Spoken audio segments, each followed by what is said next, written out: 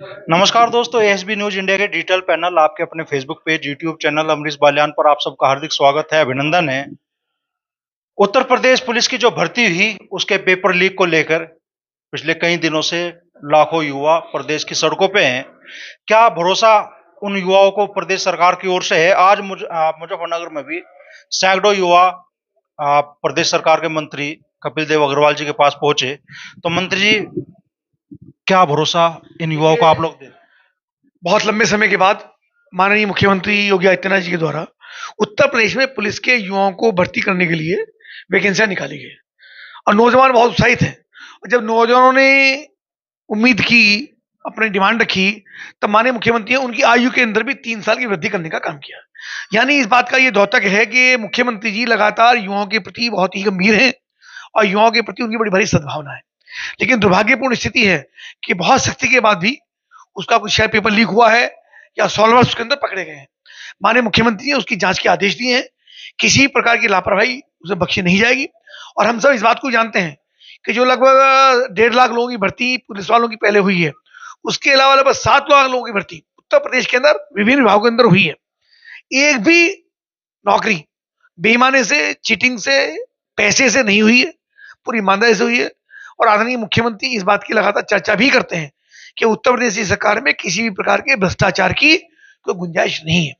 तो अभी मेरे पास बहुत सारे स्टूडेंट जो परीक्षार्थी थे इकट्ठा होकर के आए थे, उनके सामने ही मैंने एडीजी होम से बात की है और उनसे कहा है कि छात्रों की डिमांड इस पर ध्यान रखें, वो मुख्यमंत्री से बात करके इसके ऊपर निर्णय लें। तो अब एक बड़ा सवाल खड़ा हो गया, ये भर्ती प्रक्रिया फिलहाल टल गई है, क्या एग्जाम दोबारा होंगे, नहीं होंगे? मुझे कहने का अधिकार नहीं है। हमने छात्रों की तरफ से ईवीएस सरकार के सामने रखा है, माननीय मुख्यमंत्री इस संबंध में निर्णय लें। बच्चों की तो मांग है कि भाई एग्जाम दोबारा हो अगर पेपर आउट हुआ है तो। की मांग वाजिब है, लेकिन निर्णय मेरे स्तर का नहीं है। ये जैसे शासन स्तर का हमारे मुख्यमंत्री के लेवल का है। और मुख्यमंत्री हम सब जानते हैं कि मुख्यमंत्री जी इस सब विषय पे लेकर बहुत ही गंभीर पहले से रहते हैं। और उनकी सत्ता में रहते, सरकार में रहते, किसी प्रकार की ऐसी कोई घटना होने की संभावना नहीं है जिसमें किसी विद्यार्थी के साथ, किसी परीक्षार्थी के साथ किसी प्रकार का अन्याय हो।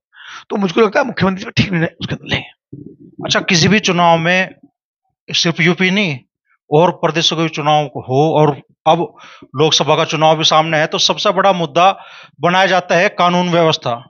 और यूपी पुलिस का पेपर लीक होना, क्या यूपी की जो कानून व्यवस्था उस पर सवाल? सब जानते हैं कि उत्तर प्रदेश में कानून का राज है। किसी प्रकार की लापरवाही, कोताही कम से कम शासन स्तर पर नहीं है। हाँ, नीचे कुछ लोग बदमाशी करते हैं, जैसे चोरी की घटनाएं होती हैं, अन्य घटनाएं होती हैं, अपराध होते हैं, तो अपराधी करने वाला अपनी अपराधी से बाज नहीं आता। लेकिन उसको इस बात की दहशत भी है कि जो पकड़ा जाएगा उस पर सख्त से सख्त कार्रवाई मुख्यमंत्री जी के द्वारा की जाएगी। तो जिन लोगों ने रिस्क लिया है, जिन्होंने बेईमानी करने की कोशिश की है, उन सब पर कार्रवाई हो रही है और कभी बख्शा नहीं जाएगा। और सख्त से सख्त कार्रवाई जो पकड़े जाएंगे उन पर होगी।